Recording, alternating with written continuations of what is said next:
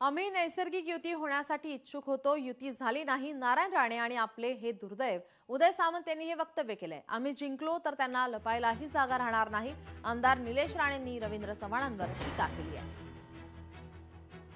कदाचित वडील म्हणून त्यांची भूमिका होती, पण माझी मार्गदर्शक म्हणून माझी भूमिका होती की राणे साहेबांना त्रास होईल असं सिंधुदुर्ग जिल्ह्यामध्ये काहीच करायचं नाही, ही भूमिका दत्ताशेठ आपण सगळ्यांनी घेतली होती। राणे साहेबांचं देखील दुर्दैव आणि आमचं देखील दुर्दैव। आज आपण युती न होता त्या सिंधुदुर्ग जिल्ह्यामध्ये लढतोय आणि युती काय आम्ही युबीटी बरोबर करा म्हणून सांगत नव्हतो किंवा युबीटीच्या पक्षप्रमुखांना आम्ही सांगत नव्हतो की आमच्या बरोबर युती करा। नैसर्गिक युती करण्यासाठी भाजप आणि शिवसेना ही कायमस्वरूपी एकत्र असली पाहिजे, ही भूमिका घेऊनच निलेशजी अतिशय चांगल्या पद्धतीनं मार्गक्रमण करत होते।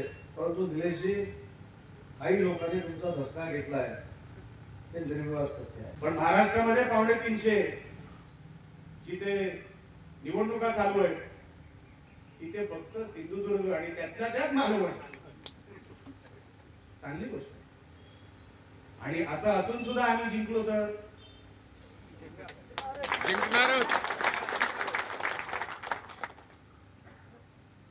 लपायला जागा मिळणार नाही। लोक विचारणार, म्हणजे माझं म्हणणं आहे लोक विचारणार की एवढं सगळं करून सुद्धा काय उपयोग झाला। असं नका करू। आपण एकच आहोत, एक कुटुंब आहे।